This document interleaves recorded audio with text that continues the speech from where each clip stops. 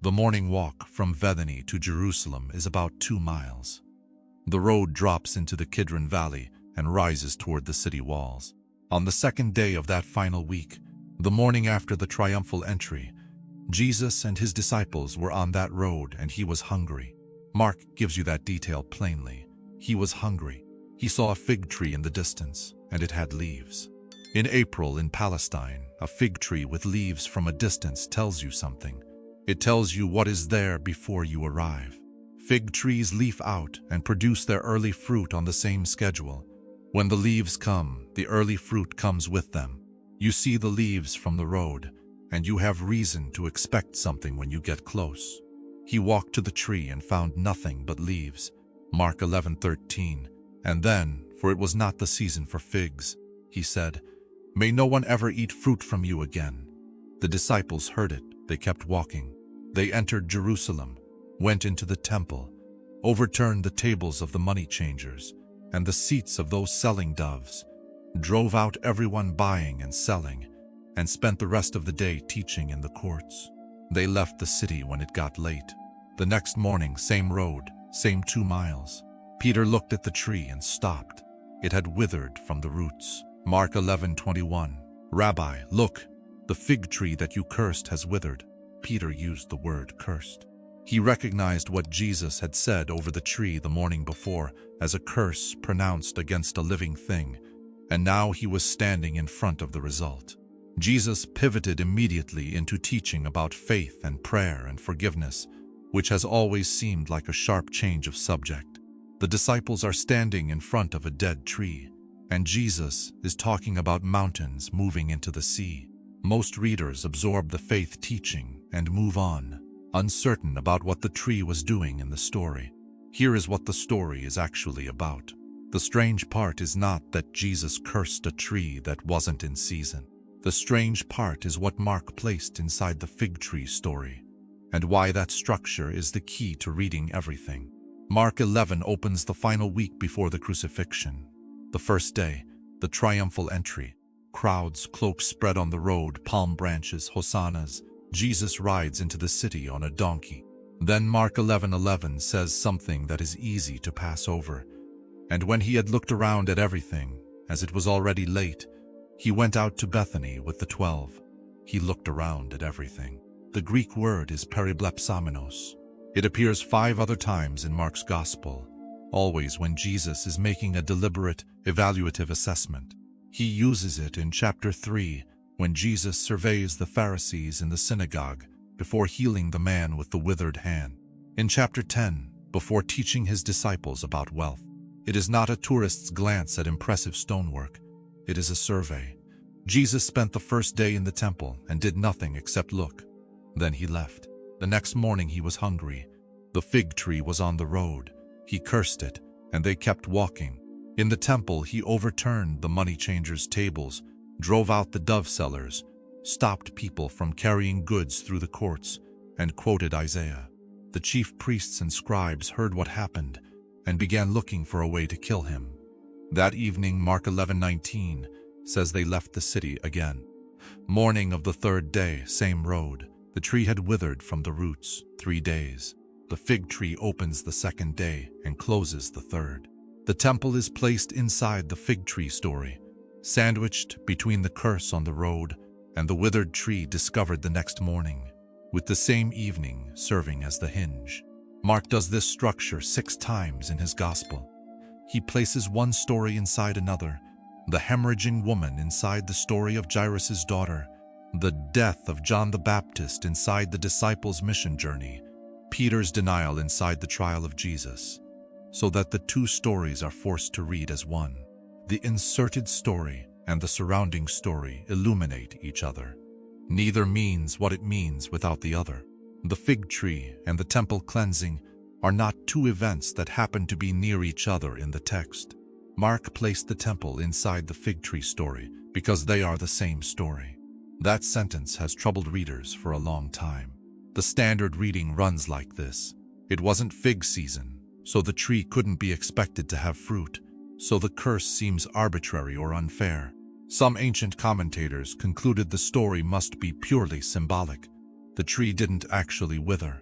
Others argued Jesus was using it as a teaching device, and the tree was already diseased. Each of these readings shares the same problem. They don't engage with what Palestinian fig trees actually do in spring. Fig trees in that region produce 2 crops a year. The main harvest is late summer, August, September, the sweet, ripe figs you would choose for a meal. But before the main crop, every spring, the same tree produces small preliminary fruit called paggim in Hebrew. The word appears in Song of Songs 2:13, where the fig tree is described as putting forth its paggim as winter ends and spring comes. Paggim are small and slightly bitter, not the fruit you would seek out, but edible in a pinch. And they appear on the tree at the same time as the first leaves. The sequence in spring, leaves and paggim arrive together, not leaves first, fruit later, together. Passover is in spring, Nisan, March or April. The morning Jesus walked that road from Bethany hungry, it was Passover week. The fig tree had leaves. In a normal year, in normal conditions, it should also have had paggim. What he found when he arrived, leaves and nothing else. Mark's note, for it was not the season for figs, is not the church making an excuse for Jesus. It is Mark explaining why Jesus had reason to expect something. The main harvest was months away, yes, but precisely because it was not main harvest season, the tree should have had its early fruit. A fig tree that has produced full leaves in April and no paggim is a tree presenting the sign of productivity without producing anything behind the sign. From the road, alive, active, worth approaching. Up close, empty. That is not a botanical footnote. That is the interpretive frame for everything that follows. The fig tree is not a neutral image in the Hebrew scriptures. 2 passages establish exactly what Jesus was reading when he walked toward that tree. Hosea 9:10. God is speaking about the earliest period of Israel's history, the time before the wilderness failures, before the idolatry at Baal Peor, before the long record of unfaithfulness that Hosea's entire book documents. He says, like grapes in the wilderness, I found Israel. Like the first fruit of the fig tree in its first season, I saw your fathers, the first fruit of the fig tree in its first season, the paggim. The early fruit that appears in spring with the first leaves. God is describing the moment of discovery, approaching something and finding it there, exactly as expected, full of promise. When I found Israel in the beginning, Hosea's God says, it was like finding those early figs. The sign and the substance matched. You came toward it, and it had what it was showing you from a distance. Now Jeremiah 8:13. Jeremiah is delivering one of the most damning oracles in his book.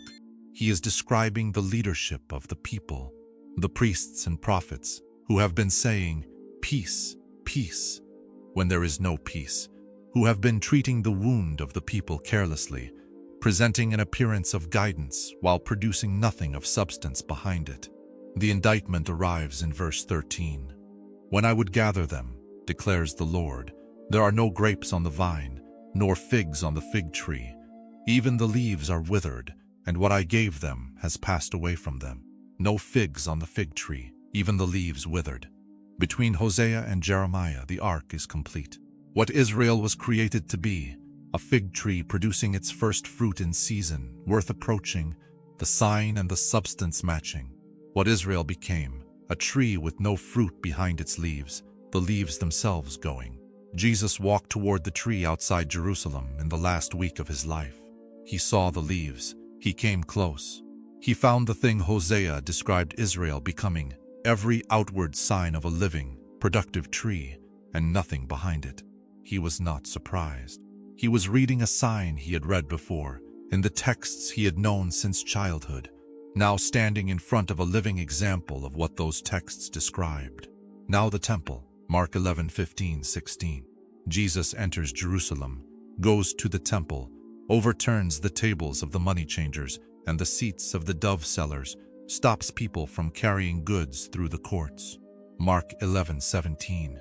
And he was teaching them and saying to them, is it not written, my house shall be called a house of prayer for all the nations? But you have made it a den of robbers. The complete quotation from Isaiah 56:7. Matthew quotes this passage in his account of the temple cleansing, but stops before the last phrase, "My house shall be called a house of prayer." Luke does the same. Mark alone gives the full line, "for all the nations." To understand why Mark kept it, you need to know what was being sold inside. The temple in Jerusalem was organized in concentric rings. The innermost spaces, the court of women, the court of Israel, the court of priests, the holy place, the Holy of Holies, were accessible only to Jews, then only to certain Jews, then only to the high priest once a year. Moving outward from the center, access widened. The outermost court, the largest by area, was the court of the Gentiles. Any non-Jew who wanted to stand near the one place on earth designated as a meeting point between Israel's God and humanity came to the court of the Gentiles. That was the space given to them, the only one. The money changers operated there. Roman coins bore Caesar's image, making them unacceptable for temple tax and offerings. Pilgrims arriving for Passover had to exchange currency before making their offerings, and the exchanges happened in the outermost court. Certified animals for sacrifice, doves, the most affordable offering, the one prescribed for those who could not afford larger animals, were sold there too. The outermost court, the only space designated for the nations to draw near, full of transaction. Mark's audience was predominantly Gentile in Rome. Mark is the gospel written for people who would never visit Jerusalem, for whom the court of the Gentiles was the only threshold that existed between themselves and the temple. He gives them the full Isaiah quotation, "for all the nations," because for his readers, those three words describe exactly the space that had been taken. The temple was presenting itself as a house of God. The sacrifices were happening. The priests were officiating. From the outside, from a distance, every sign of what it was supposed to be. And where the nations were supposed to be able to stand and pray, there was a marketplace. Leaves, no fruit. This is why Mark places the temple inside the fig tree story. The tree and the temple are the same diagnosis, stated twice, with the surrounding story providing the frame that makes the inserted story legible. Neither one means what it means without the other. This is what this channel does. Go back to the text and find what the familiar reading has made invisible. If this is giving you a new way to see something you've read every Palm Week, subscribe and share this today with someone who has never had a satisfying answer for why the fig tree is in this story. The answer is in the structure Mark built. We just have to read it the way he wrote it. Most people assume Jesus was responding to the moment. He was hungry. The tree had no fruit. He was frustrated, and he reacted. That reading requires Jesus to be caught off guard by an April fig tree in Palestine, surprised to find no paggim on a tree he had presumably seen before, on a road he had walked before, in a season he understood. He was not reacting. He was performing. In the Hebrew prophetic tradition, prophets carried out what scholars call sign acts, physical, visible actions that were themselves the prophecy, not illustrations of a verbal message. The act was the word of the Lord made concrete in the material world. Jeremiah was told to buy a clay jug, bring it to the valley of Hinnom with the elders and senior priests as witnesses, deliver a prophecy about the city, and then smash the jug in front of them. Jeremiah 19. He did not describe the smashing as a metaphor for what would happen to Jerusalem. He smashed it. The breaking was the judgment. The act and the word were the same thing. Ezekiel was told to lie on his left side for 390 days, bearing the punishment of Israel, and then on his right side for 40 days, bearing the punishment of Judah. Ezekiel 4. He was told to shave his head and divide the hair into thirds. 1/3 burned inside a model of the city, 1/3 struck with a sword, 1/3 scattered to the wind, with a few hairs tucked into his garment. Ezekiel 5. Not metaphors performed for visual clarity, acts that carried their own prophetic authority by being done. Hosea was commanded to marry a woman who would prove unfaithful and to love her through it and to take her back. Hosea 1:3. His marriage was not an illustration of God's relationship with Israel. His marriage was the prophecy. Living it was the word of the Lord addressed to a nation. Jesus walking toward a fig tree in the final week of his life, hungry, in April, and pronouncing a curse on a tree with leaves, and no paggim is in this tradition. He is not reacting. He is performing a visible witnessed sign act on the road to Jerusalem, with the 12 as witnesses 5 days before the crucifixion. Mark 11:14 notes, "And his disciples heard it." The witnesses are recorded. They are present for a prophetic act.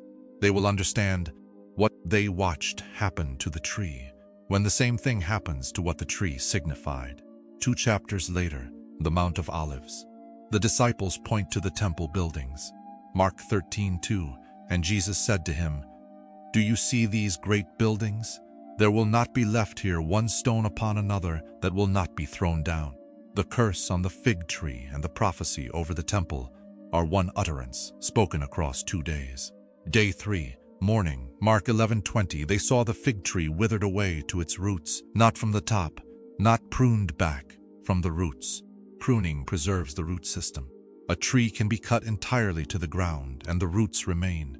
They are extraordinarily persistent, capable of outlasting drought, hard winters, years of dormancy. A cut stump can send up new growth a decade later. Root systems are where the long-term life of a tree is held, invisible, waiting. Withering from the roots removes that. There is no recovery from root death. Whatever the tree was going to produce from any point in the future is finished. The source of what it might have become is gone. Peter sees it and identifies it immediately. The fig tree that you cursed has withered. The Greek word is katarazo, a curse formally pronounced, deliberate, authoritative. He watched a tree with leaves reduced to root-level death between one morning and the next, and he names it as exactly what Jesus said over it. Then Jesus talks about faith, prayer, and forgiveness, not a change of subject. The mountain, he says, faith can move into the sea. The disciples are standing on the road between Bethany and Jerusalem. The Mount of Olives is behind them. The Temple Mount is in front of them. He is pointing at something visible, not describing an abstraction. And the instruction about forgiveness: "If you hold anything against anyone, forgive them, so that your Father in heaven may also forgive you your trespasses," is not a random addition. The tree was judged for having none of what it was supposed to have. The teaching on forgiveness is a description of what the fruit actually looks like. Not a temple court running a currency exchange, not a tree covered in the sign of productivity with nothing behind it. A person who releases what they are holding against someone who wronged them. That is what God came looking for on the road that morning. Not leaves, not the appearance of life, the fruit that was missing. Matthew tells the story in a different sequence and with a different texture, and the difference is not a discrepancy in memory. It is two writers making different choices for different audiences. In Matthew 21, Jesus enters Jerusalem and goes directly to the temple on the day of arrival. He cleanses it immediately. Same day, first pass through the city gates. Then, the next morning on the road out, the fig tree. He curses it, and Matthew 21:19 records, "The fig tree withered at once." The disciples watch it happen in front of them and ask how it withered so suddenly. Jesus teaches on faith. In Matthew, temple first, fig tree second. The withering is immediate and visible. In Mark, fig tree first, temple inside it, withering discovered the following morning. Matthew is writing primarily for Jewish Christian communities, people who know the temple, who understand its purpose and the weight of what happened there, who do not need the fig tree to frame the temple action. His Jesus acts on arrival. The moment he enters the city, the issue with the temple is addressed. Direct, decisive, no survey first, no overnight return. Matthew's account also gives the miracle its most dramatic form. The disciples watch the tree die while they are standing in front of it. The judgment in Matthew arrives as a visible, instantaneous demonstration of authority. The judgment in Mark arrives quietly, discovered the next morning when they came back, and found what had already happened during the night. This is the rhythm of prophetic judgment in the Hebrew tradition. Not a flash in front of witnesses, but something you come upon after the night has passed and realize has already been accomplished. The tree had already withered. The disciples discovered it. Mark's Gentile audience in Rome also needs the frame that Matthew's audience does not. Jewish Christians reading Matthew understand the temple and what it was supposed to be. The cleansing speaks for itself. Mark's readers are far from the temple in every sense, geographically, culturally, ancestrally. They need the fig tree to understand the temple action. When you know what a fig tree with leaves and no paggim signifies, when you have sat with Hosea 9:10 and Jeremiah 8:13, you can read the temple. Mark gave his readers the key before handing them the door. Matthew did not need to. Here is what the story is: a fig tree with leaves and no early fruit. A temple court where the nations were supposed to pray, converted into a marketplace. A curse spoken in front of witnesses on the road to Jerusalem in the last week of Jesus' life. A tree discovered withered from the roots the following morning. In Mark's account, these are not separate events that happen to fall near each other in the text. The fig tree is the frame. The temple is inside it. The structure is deliberate. Mark uses it 6 times in his gospel because it is his way of saying, these two things interpret each other. Read them as one or miss the point of both. The curse on the tree was not a reaction to a morning's disappointment. It was a prophetic sign act in the tradition that runs from Jeremiah smashing the clay jug in the valley of Hinnom, to Ezekiel lying on his side for 400 days, to Hosea living his marriage as the word of the Lord addressed to a nation. Jesus performed a visible prophecy on the road to Jerusalem, witnessed by the 12, then walked immediately into the institution the prophecy was about. The survey on day 1 and the action on day 2 are the same deliberate sequence. He looked at everything first. He knew what he found. He returned with a decision already made. What the tree and the temple both had, every outward sign of what they were supposed to be. Leaves from a distance, the right courts, the right rituals, the right officials, the performance of a thing without its substance. What God came looking for in Hosea's language when he found Israel like those early paggim in the wilderness was not the sign. It was the fruit behind the sign. Jesus walked toward the tree because the leaves told him something was there. He found leaves. The leaves were not nothing. They were worse than nothing. They were the announcement of something that was not there. The withering from the roots and the prophecy 2 chapters later, not one stone upon another, are one word. Mark built the frame so you could see that. He surveyed the temple on day 1 and left. He came back on day 2 and acted. He placed the temple inside the story of a tree that had every sign of life and was empty at the source. This is one of the most carefully constructed sequences in the New Testament. Most readers move through it on their way to the Passion narrative, uncertain about the tree, and miss what the structure is doing. If this is giving you a new way to read something you thought you already understood, share this today. Someone you know has read Mark 11 every Palm Week without stopping to see what Mark built. And subscribe, because there is more in these texts than most people have been shown. God bless you.